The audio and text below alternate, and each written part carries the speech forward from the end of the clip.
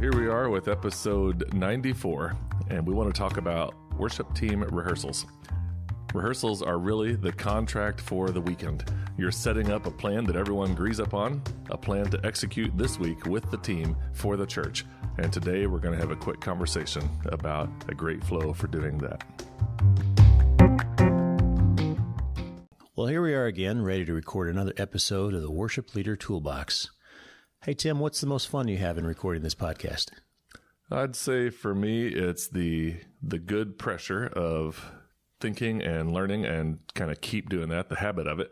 More about worship ministry. It's fun also knowing that a whole bunch of people are listening, that we're helping people near and far. So that's pretty cool. What about for you? Well, I came for the snacks. The trail mix was good. Yeah. We're at the church today instead of our normal Zoom podcasting, and there's a VBS going on, and VBS snacks. That's the best. If I was going to cater, I would call myself VBS snacks. I come for the snacks. That's hilarious. Yeah. Cater snacks for VBS. That's right. Well, for me, for this podcast, I am learning a whole lot, and I don't know everything. In fact, I don't know a whole lot about worship in general until the last couple of years as I've been doing this, and I just love learning. So this is great for me. That's cool. So on to today's topic of rehearsals. Yeah, Sundays really do come around quickly, and you've probably heard that phrase before. Every 7 days, in some ways, it feels relentless unless you can get systems going that make it easier. And if you're winging it every week, you have a tendency, much higher tendency probably, to burn out. But systems make it better. And one of those big systems is the opportunity to prepare midweek in some sort of rehearsal with your team. And a lot of times people will look at Sunday morning and something will go wrong, something won't work right, or it won't be as effective as they wished. And they kind of try to fix Sunday morning. But what you have to do is really back up a few steps and say, so what led to that? What led to that? What led to that? And a lot of times you can get down to the preparation of a midweek practice time. And so if you'd like to know more about that, we have a post on the blog. You can go to worshipleadertoolbox.com and look up 5 Ds of worship ministry. And that kind of gives you those, that look back on your preparation before Sunday. And helps you think a little bit more for the best results. And so one of those things is the rehearsal, and that's what we're going to be talking about. We know this will be practical and helpful. So here we go with some thoughts on rehearsals for your worship team. And it begins with preparation. Yeah, the each of these points we have here, Dave, are like there's 10 of them, and it's pretty cut and dried.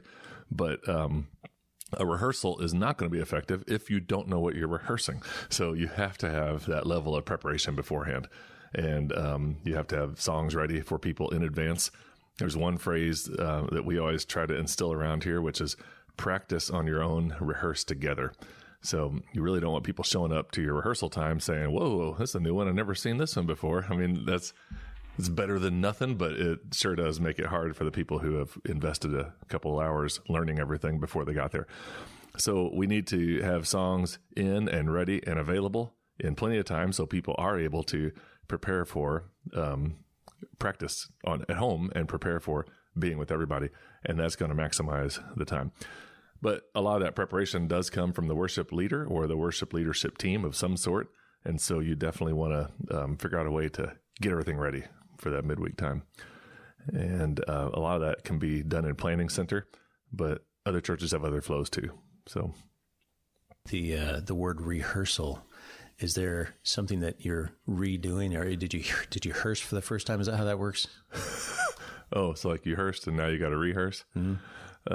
I am not sure where that... I always thought that was funny. The whole thing. Yeah, it's a practice or trial performance of a play or other work for later public performance. And that's the definition of it, which makes sense, but I don't know where that word came from or how that works, but it would make it seem like you would rehearse and then rehearse. Mm-hmm. But you wouldn't want to do that in a funeral. No, I was going to say, one hearse is enough in a funeral. Well, number 2 is arrive early.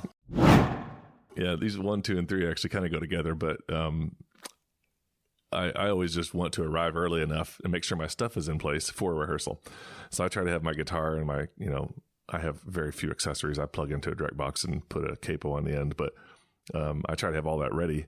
My microphone, batteries, wireless pack, everything I need to do, I try to have ready because there's a lot of powerful time of talking and visiting and checking through the details that happens in the 15 minutes before rehearsal starts. So you don't want to be, walking in with everybody else, and as a leader at least. And even the worship team members, if we're going to, rehearsal starts at 7, if that's the downbeat, then you want everybody to be on stage ready. Some churches really focus in on call time versus downbeat. Like, hey, call time is 6:30, rehearsal starts at 7 or whatever. 15 minutes might be enough for people. But I put arrive early in my flow because I want me, for sure, as a leader to be there. I want the sound people to be there early, make sure everything's ready. And we want the team to be early too. So there's no such thing as on time. You're either early or late. Mm-hmm. You can't walk in at 7 and be ready, so you're late. Yeah. So that's kind of a unique thing. So, and that's part of preparation. Arriving early helps there to be good preparation. So, and it goes with number 3, which is greeting team members. And that's such a big part. If you don't have a relationship with your team, then when you're asking them to do things, you're kind of hitting them up. It's almost like you're calling for like a donation for the local, whatever. But if you have a relationship, then you're not just hitting them up. You're all in this together. And so that beginning of rehearsal time of greeting your team and just saying, how's it going? And follow up with this story from last week or a prayer request or, just saying, oh, cool, new guitar. I mean, just anything you could say. Yeah. That's the prime time to do it. Oh, that's my favorite. Get to know everybody. And there's ongoing jokes about something. I can't remember our ongoing jokes, but. Well, even if you said them, it wouldn't make any sense to anybody else. So it doesn't that's matter. right. That's right. Yeah, inside jokes. I mean, the like sarcasm type mentality and inside jokes is a huge ordeal, and it comes off pretty well. I mean, there's you never know what kind of craziness is going to happen, but I do know, on a side note, that sarcasm from the stage in certain settings doesn't translate.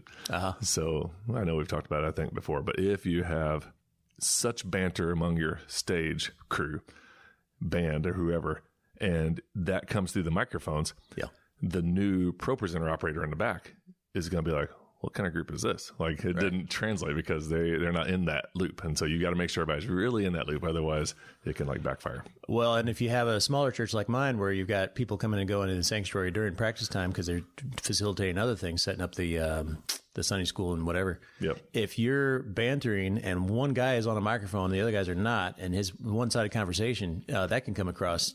People can take that wrong too, depending on what it is. So definitely. That's true too. How about number 4, obvious beginning? And this might be obvious, no pun intended, but somebody at the right time has to pull everybody in to say, all right, let's start. And when I do that, I try to do it right about the right time, and whether people are there or not. And there's just a few nuances, and I'm not bashing anybody at our church, but sometimes there are people who are consistently late. And if that person is late, I intentionally start immediately, and I don't stop really to greet them, because one of the best ways to encourage lateness is to stop and greet somebody as they come in late. Like, that's like encouragement, because you're like, whoa, special attention.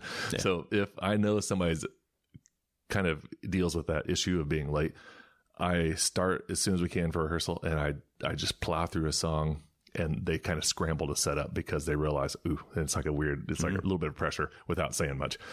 If somebody is late who usually is never late and usually is there always 15 minutes early, like maybe they had car trouble or something happened on the road, at those times I will, we may not start right away. We're like, hey, let's text this guy. This is weird. He's not here. And so there's nuances, and that's all part of the relationship. And again, I don't maliciously try to make people feel bad. I just try to give them a little pressure of hey, we started and you're late. There is that struggle, because you don't want to be an enabler. You don't want to say to this person that's late all the time, yeah, that's fine, you can be late. And what do you want? You can't do that. You have to put your foot down somewhere. But you don't want to miss out on greeting time. You don't want to miss out on some of the banter and the relationship things. Yeah. And that's the whole thing. But the deal is, there's a difference between, everybody has a bad off night somewhere. And you can have 2 or 3 of those a year, it'd be fine. But if you're consistently dealing with, oh yeah, I'm not going to be there, then that becomes a problem. You got to figure that out at some point. But the obvious beginning is like somebody has to say, and here's what I usually do. I usually will talk in the mic so that the whole team can hear it, even the person up in the tech booth and anybody else who's around. And because of in-ears, nobody can hear me if I just randomly say it. So I talk in the mic to let everybody know that we're starting. And I don't just say, we're starting. I say something like, all right, as we get going here tonight, and there might still be somebody up there trying to get their batteries in or somebody trying to, plug something in. But I say, as we get going tonight, there's a couple things I need to let everybody know. And these things are usually things that I will wind up saying again, because this very first thing isn't the optimal time to tell people stuff to keep it in their brains. But I might make an announcement or share something the whole church may not know yet, but just want to tell the worship team so they feel like they're kind of in the know. Or some background for why we had to change a song last minute. Like, and just so everybody knows, I know you didn't get a chance to really look at this song, but pastor wanted to switch because last minute thought this might be a good fit. So we're going to do our best to oblige. If it works, great. If it doesn't, I'll just do it myself. I mean, like, no pressure here. We're going to try to do this. And then if there's any new team members or something like that. So that's where we'll say, hey, this person is new and we're glad to have them, and make sure you talk to them at the end or whatever. So then after I say a few of those things, I'll say, let's get ready to pray and we're going to get ready to start. And by that point, everybody is calmed down, quiet. They're all there and we're getting ready to start. And so on Sunday mornings, I'll usually do a similar thing, but I'll maybe read a scripture or something, or, do something like that and then do the same thing. So yeah, obvious beginning. You don't want to just kind of fall into rehearsal. You want to have a starting point. Mm-hmm. Do you end it also? Do you have an obvious ending? Yeah, that's not in here, but I do have an obvious ending. And the obvious ending is, and actually number 5 here is prayer. So we can just roll this in, but we usually pray before and after. And if we forget to pray before, then we for sure pray after. And sometimes we forget to pray before. And not that I think of prayer as like magic, but there are times when we don't pray and then we're standing up for 20 minutes trying to get some bug worked out. And like, we didn't pray, did we? So we'll pray and it seems like everything clicks again. And that's just part of, faithfulness and walking the road of faith and learning and growing and all that. But usually the end, I will say something along the lines of, this was great. We've done well. Anything else anybody needs to just ask or check, or some song you want to try something again for. Or I'll say, I realize that we are 5 minutes over time, but let's do this song one more time, and then we're finished, officially finished. Mm-hmm. And so I probably say that phrase almost every rehearsal. This is official, or we're officially done, or thank you, everybody. You can head home. Or if it's before Sunday morning and stuff hasn't worked right, but we have to get off stage because everybody's starting to come in, I'll say, every man for himself. Yeah. That's good. And then number 5, I already mentioned, roll that in. We pray at the beginning of rehearsal and end. So that's just a part of, the obvious beginning and ending transition.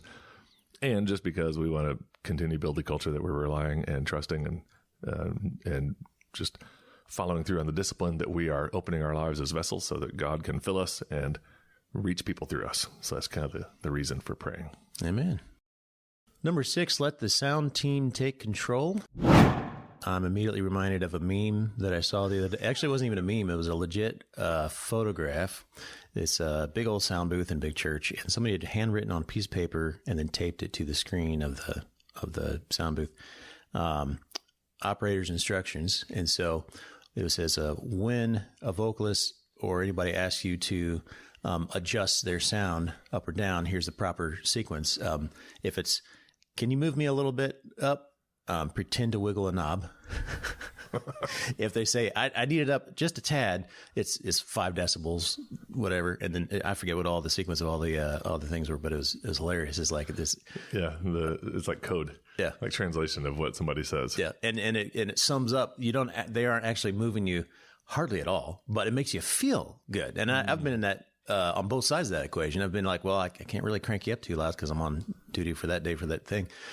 Or I'm on the other side of, well, man, if I ask them to turn me up, then all of us are going to have to be turned up and stuff. So you have to feel that balance. But I have to just trust that even if I can't hear myself all that well, that really it's not about me. Yeah. It's about what's coming out to the congregation, and trust that they're doing what they need to do. So that's why I actually enjoy playing acoustic guitar more than electric guitar, because you can feel those vibrations, and you can almost use that as almost a monitor versus electric, which unless you're using a specific amp. If you're just plugged straight in, you got nothing. That's definitely true. Yeah. Yeah. The sound guy's like the most important one. Yeah. Back there. You really got to trust him to know the sound is good back there, because the perfect monitor mixes are like 5 Sundays a year. Yeah. And then the other times it's a little bit wonky. It's nice if you have an app where you can do your own mix and you kind of tweak it, but even then you can't tweak to perfection. It's pretty much just triage and hearing enough. But that is true. Sometimes in our summer travels where it really is like camp sound systems, if somebody says, turn me up, a lot of the sound people will just turn everything else down. Yeah. And so otherwise you just go up and up and up. Pretty soon you're out of room and can't do anything with it. But, that's awesome. What you just said is exactly right. And this letting the sound team take control is a little bit of a culture thing. Like, depending on your church, there's a lot of ways to do this. Some huge churches have, monitor sound guys for just the stage people, and then the house sound guys.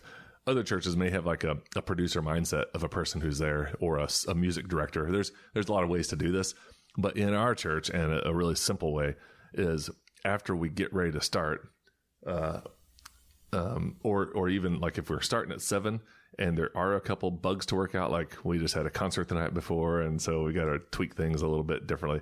Preschool event happened or something like that. Before all that official starting stuff, we'll turn to the sound guy to say, okay, what do you need from us? So that he can, or she can have time to say, I need some kick drum, play electric guitar. And so the sound guy just takes control for a while and speaks into the mic and says, all right, here's what I need you to check. And so that is like a good, one, it's a good team builder of everybody knowing the worship band and the tech team is all one big group. And we don't just bark out orders.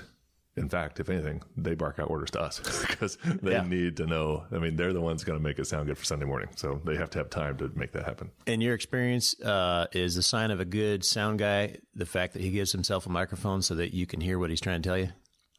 Well, there's 2 different worlds of that. In like the old world, before in-ear monitors, our church, everybody just yelled like, hey, Jim, can you do this? And we had the same sound guy for like 12 years. And every Sunday. And in the new world of in-ear monitors, you can't do that anymore. So the sound guy has to have a microphone just to speak into the ears.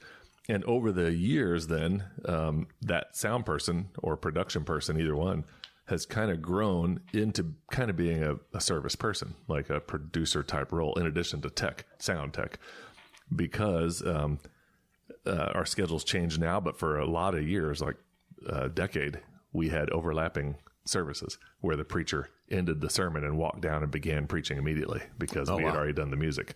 And so we had to time that out every week. And about 5 to 6 times a year, something would go wrong and the preacher wouldn't be down there as we closed out our last song in prayer before he was supposed to start.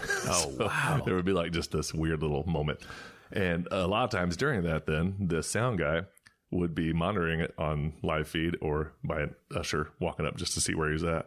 And he, while we were singing the last song, would just speak into our ears. Only we could hear him. He'd be like, you're going to have to stall for about 45 seconds or whatever. Like, wow.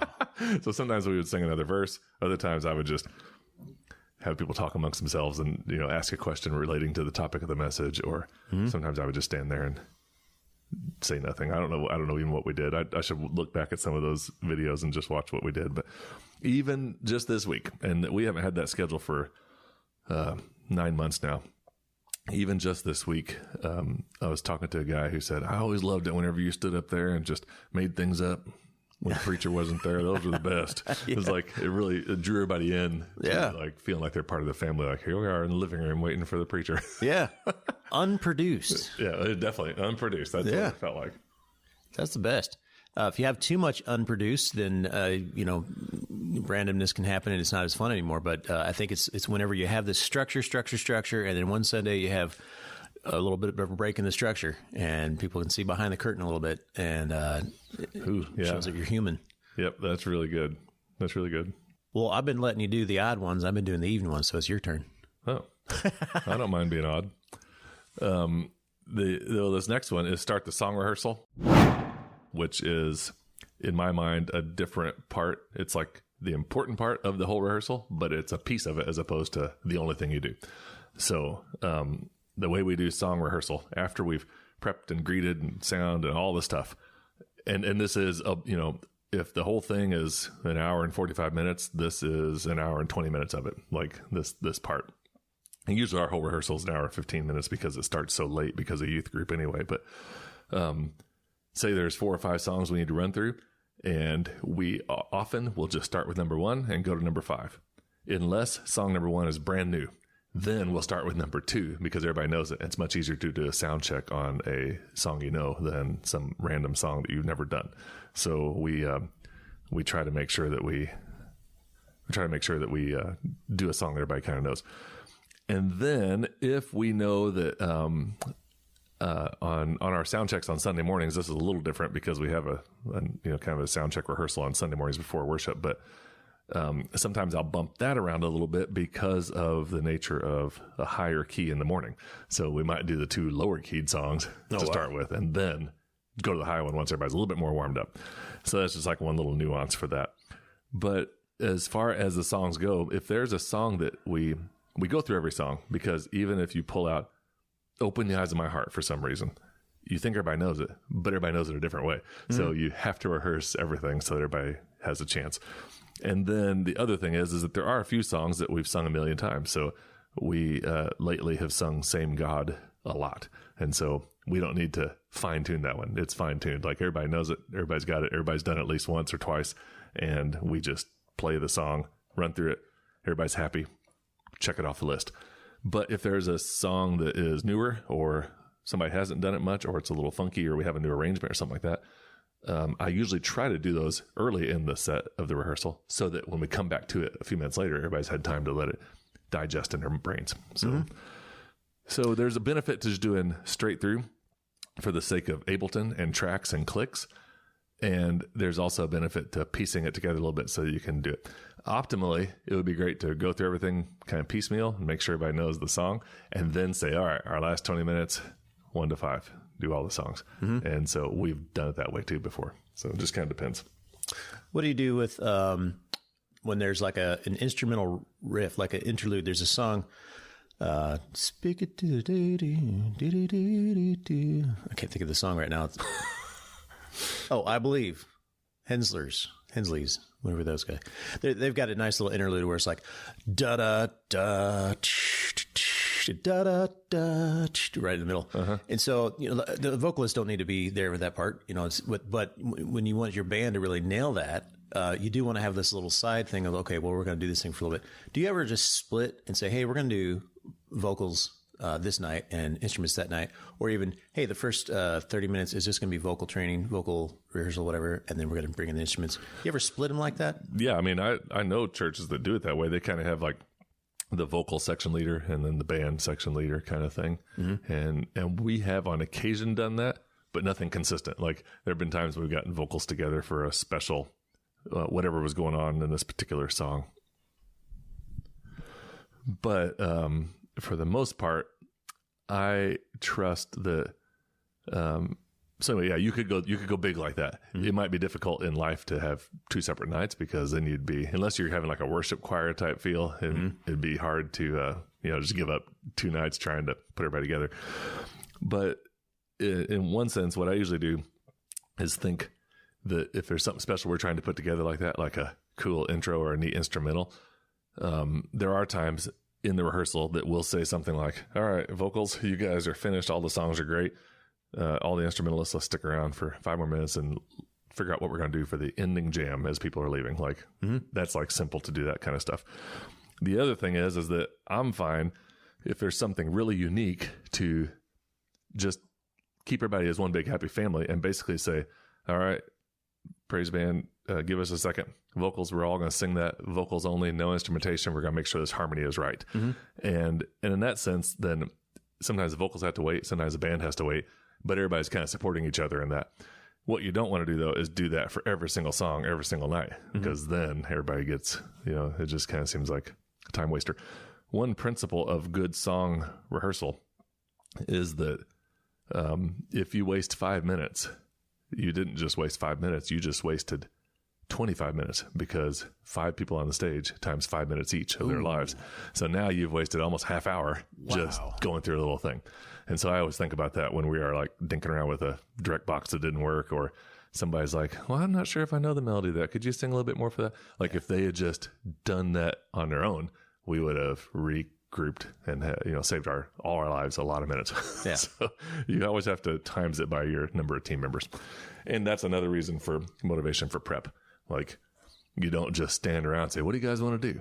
Mm-hmm. Like that's good on occasion for a creative spurt of one measure, but not for all the songs. Mm-hmm. And I actually am convicted every time I think about that, because there's a lot of times I'll go in with realize, oh man, how'd that happen? This song's in the wrong key. Everybody's practiced this song in the wrong key. So either somebody else has to sing it or I've got to change what I'm doing.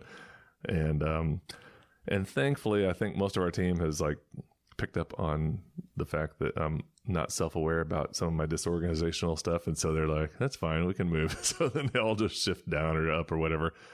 But, if that happened every single week, that would really get annoying. Mm-hmm. And in my life, it probably happens once every 2 months or something, some little snag like that. And I've been going at this at the same church for like 23 years or something. So I guess it's okay, but it's probably not optimal. You know what? It shows that you're human. I mean, if you're going to be a leader and everybody's looking up to you and taking an example, if you are perfect all the time, that is rough. Mm-hmm. Serving under a leader that somehow is perfect all the time, or at least gives that impression. Yeah, so when you see that humanness, you're like, okay, I could do this thing. This is okay. Yeah, Craig Groeschel always says people would rather know you're real than know you're right. Yeah. So.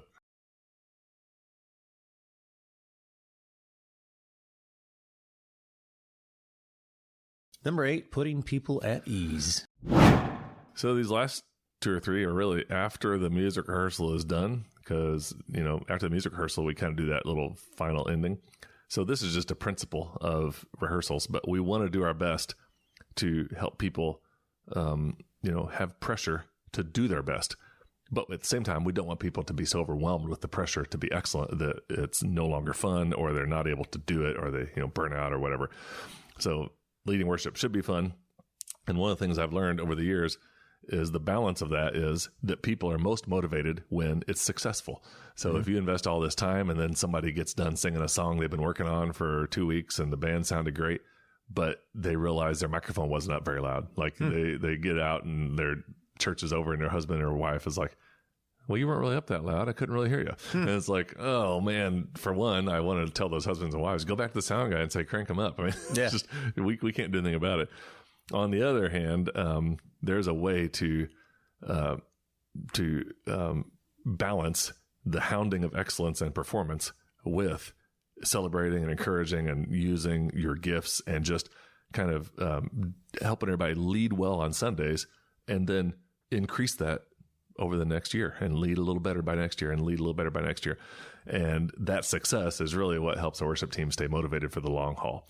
And then just knowing people, relationship matters in all this, because some people really are motivated by, oh, wow, you learned the lead part to that song. Awesome. That's amazing. We got this down. We have to include this. Mm-hmm. Other electric guitar player may show up and they're like, how does that go again? I'm like, well, we don't really have to do the whole interlude. We'll just kind of do a little lick and move on. Like you help people feel like they've got, that what they're doing is effective and successful. So putting people at ease, it's a mix of pressure and encouragement all together. Yeah. If this was it is a job for a whole lot of worship leaders and teams and all kind of stuff. But if it was a secular job, if you're at a 9-to-5 workplace and you have performance evaluations and you have all these things, there's a ton of pressure and it's your job, and there's that mindset, and you can get a little bit discouraged, or you can just barrel through whatever you're going to do. But this isn't that. This is serving. This is leading people in the presence of God. And this is experiencing grace and giving grace and that kind of thing. And so that should be front and center of okay, we're all going to give each other grace. We're all going to encourage each other for excellence, but definitely have the grace there, because that's what we're here for. Yep. And every once in a while, I do think it'd be fun if everybody did work 9 to 5, getting ready for Sunday. Pay everybody a salary, and just some churches do that. I mean, they do. They get big enough, and that's kind of what you do. But what you just said is right. Exactly. So we got 2 more here. Both of these are pretty simple, but one of them is just the after rehearsal time. And that's similar to the greeting time. Mm-hmm. And so this is just another opportunity to engage. I usually go around and thank everybody and if there's some part that I need to follow up with, like, hey, really listen to that song and come back Sunday ready to do it.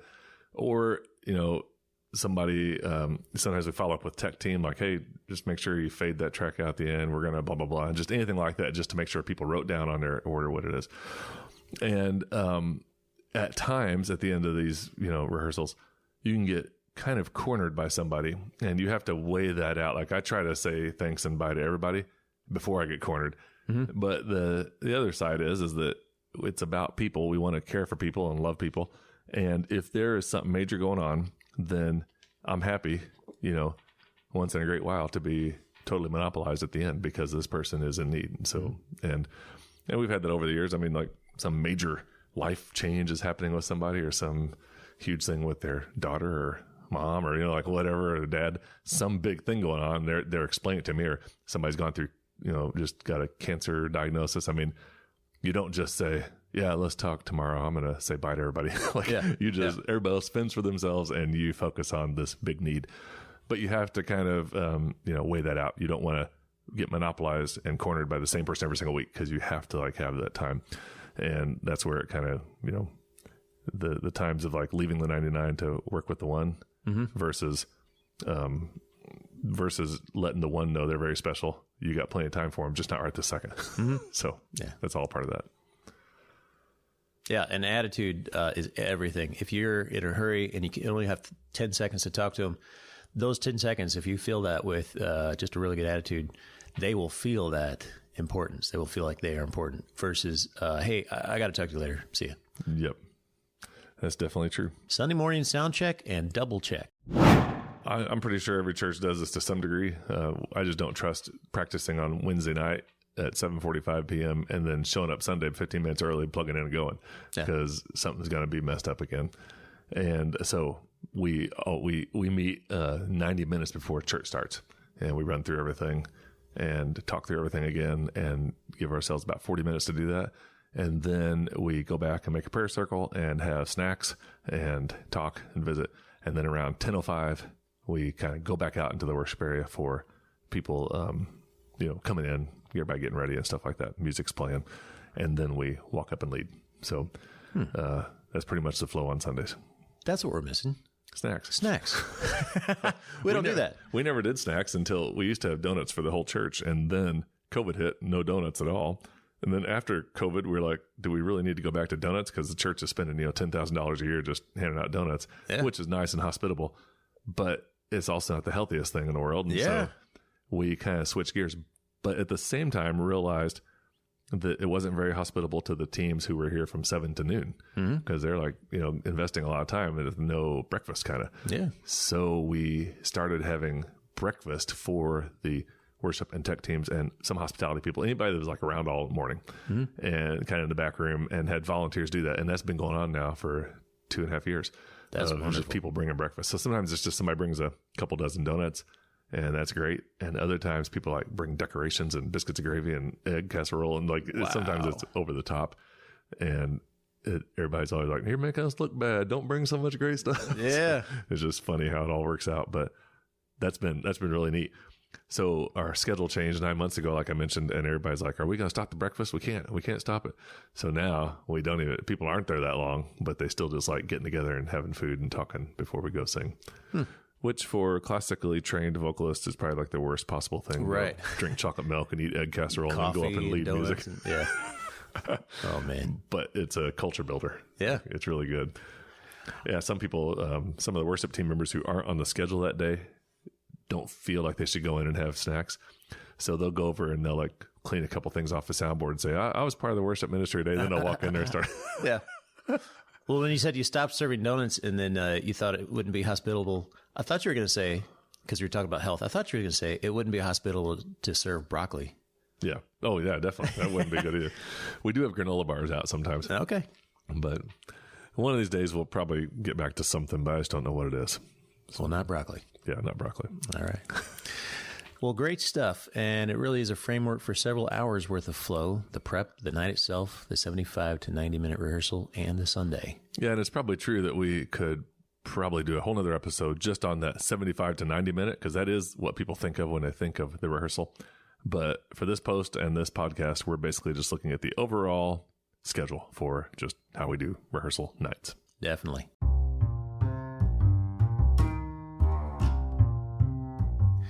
And for everyone listening, a big thank you. We'd love for you to share this podcast with your team, your leadership, or your worship leader friends. And we look forward to continuing the conversation next time.